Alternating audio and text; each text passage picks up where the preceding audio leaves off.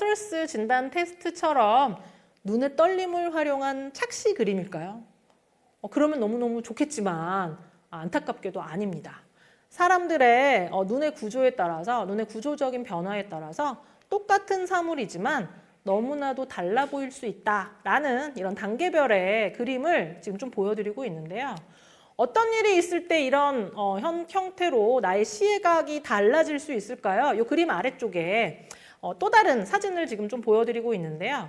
얘는 뭐냐면 안저검사입니다. 건강검진을 하시면 아마 한 번쯤 하셨을 거예요. 어두운 곳에 들어가서 이마와 턱을 대고 눈을 깜빡이면 안 됩니다 라는 이런 그 간호사님의 외침을 들으면서 눈썹이 기신 분은 눈썹을 들어올리세요 막 이런 어떤 그 설명 들으셨을 거예요. 사진을 팍 찍죠. 눈 뒤쪽 안저 사진인데요.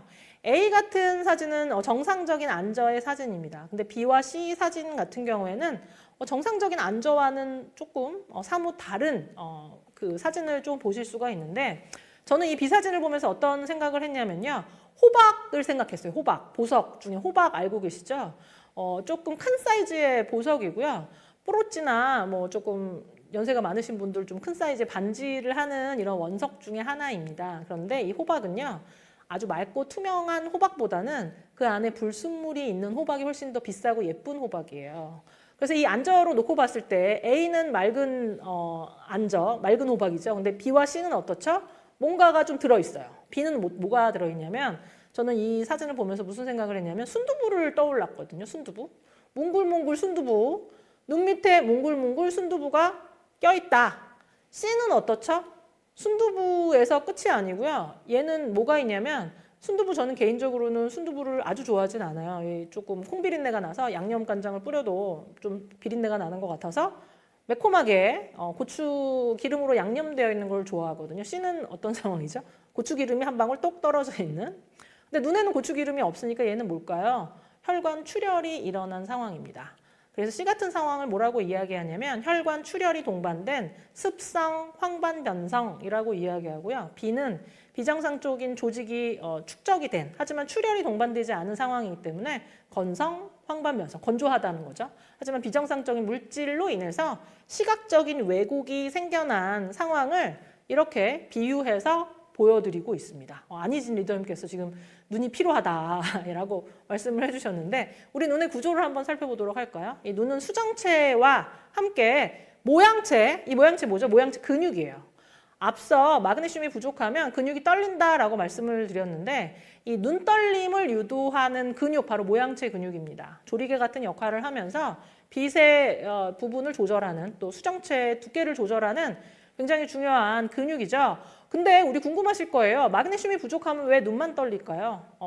우리 합리적으로 생각해 봐야 되겠죠. 우리 몸 안에 굉장히 다양한 근육이 있는데 눈 근육만 떨릴까요? 아니겠죠.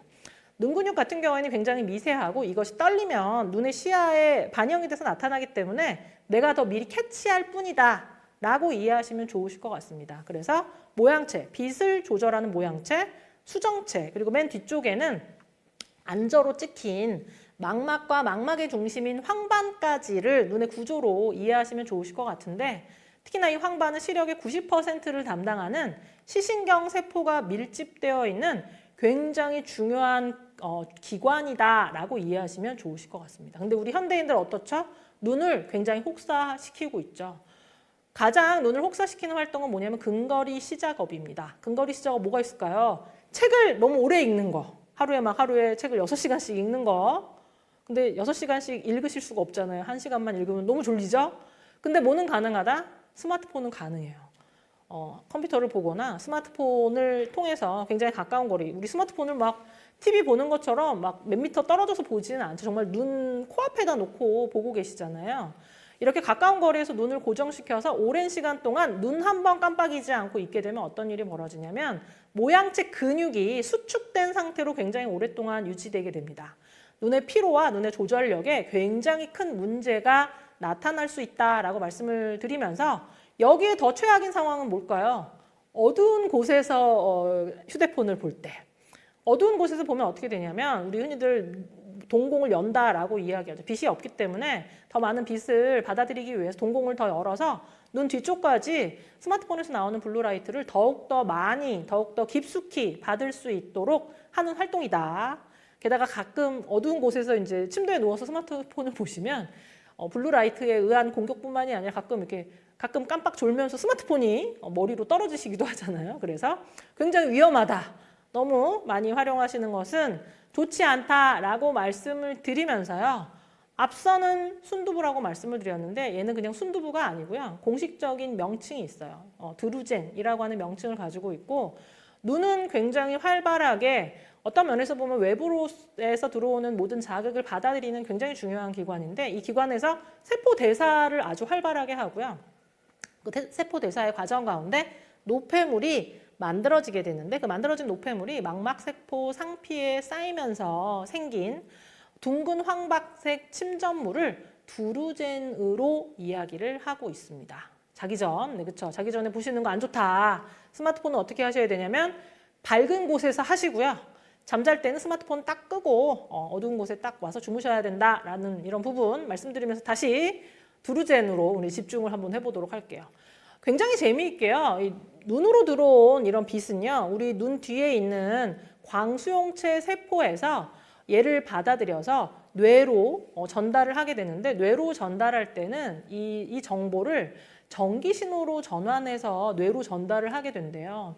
그래서 이게 빼곡하게 볼링핀처럼 생겨져 있는 광수용체 세포 그림을 지금 좀 보여드리고 있는데 광수용체 세포 하면은 마음에 팍 안 와닿으시는데 우리 스마트폰이나 혹은 TV의 화소로 이야기하잖아요. 너 몇 화소니? 몇만 화소니? 스마트폰이나 옛날에 디지털 카메라 화소수를 계속 늘려가면서 더 선명한 사진을 찍기 위해서는 화소수가 높아야 한다라고 이야기했죠. 나의 눈에도 그런 화소와 같은 광수용체 세포가 있는 거예요.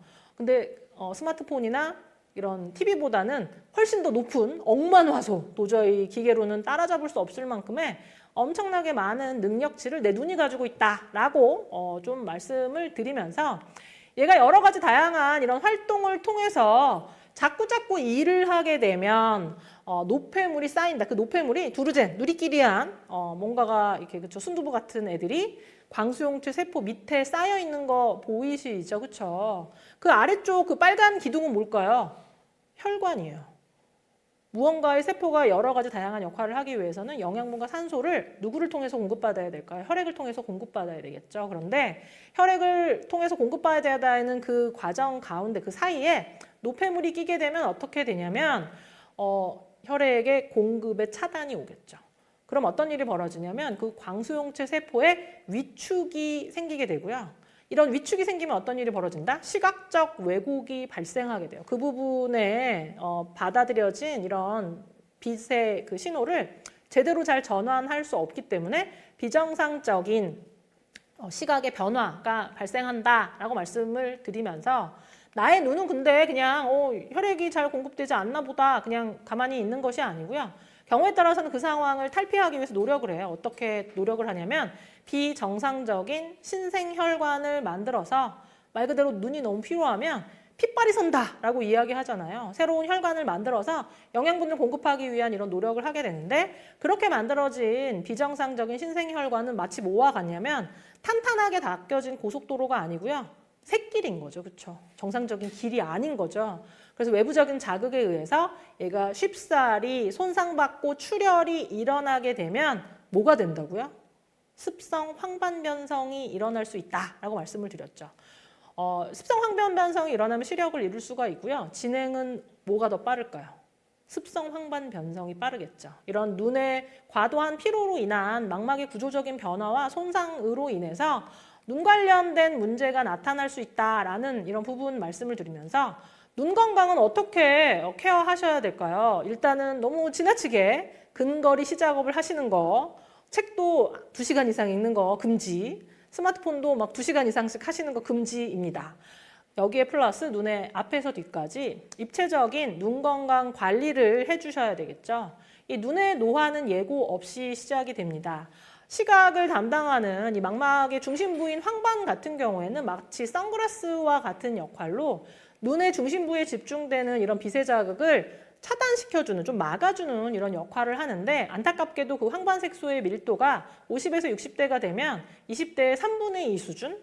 마치 여름에 햇볕이 쨍쨍 내리쬐는 그 한낮에 선글라스이긴 한데 3분의 2 쪽밖에 안 남아져 있는 굉장히 색이 다 빠져 있는 제대로 차단하기 어려운 이런 선글라스를 쓰고 밖에 나간 것과 똑같다라고 말씀을 조금 드릴 수 있겠죠. 그래서 루테인, 지아잔틴, 황반의 구성 성분으로 노화로 인한 눈 건강 케어에 도움을 드릴 수 있다라고 말씀을 드리면서요. 눈은 이 황반에 대한 관리뿐만이 아니라 시력을 조절하는 핵심 근육이죠. 모양체의 근육, 또 빛을 감지해 상이 맺히는 망막의 건강, 또 시력의 90%를 담당하는 황반까지 앞에서 뒤까지 빈틈없는 관리, 그리고 또 이 빈틈없는 관리를 위한 다양한 영양소가 필요하다라고 말씀드릴 수가 있는데, 이 라이코펜, 모양체의 고농도로 분포하면서 강력한 항산화 기능을 담당합니다. 베타카로틴은 망막에서 어두운 곳에서의 시각 적응에 도움을 주고요. 루테인, 지아잔틴은 황반의 구성 성분으로 노화로 인한 눈 건강 케어에 도움을 드릴 수가 있습니다. 빈틈없는 관리를 위한 비전 헬스만의 아주 깐깐한 스펙트럼 포뮬러를 확인하실 수가 있고요. 또 이 비전 헬스가 활용하고 있는 특별한 루테인, 지아잔틴 재배부터 추출까지 전용 품종으로 불순물 없이 순도 높게 담은 루테인, 지아잔틴을 만나보실 수가 있습니다. 루테인을 추출해내는 마리골드꽃 따로, 지아잔틴을 뽑아내는 마리골드꽃 따로 가장 최적의 원료를 선정해서 그 각각의 전용 꽃을 따로 재배하고 추출하는 누트라이트만의 남다른 공법을 활용하고 있다라는 이런 부분들 설명을 조금 드리면서요. 이 모든 것을 영양 풍부하게, 섭취는 간편하게, 눈 건강 하루에 1회 한 캡슐로 한 번에 편리하게 관리하실 수 있도록 비전 헬스 출시가 되었었고요. 입체적인 눈 건강을 위한 이 비전 헬스, 그래서 많은 분들이 눈 건강을 위한 핵심 제품으로 너무너무 많이 활용을 해주시고 사랑해주고 계셨는데요. 6월 11일 특별한 눈 건강 어벤져스 프로모션이 진행이 됩니다.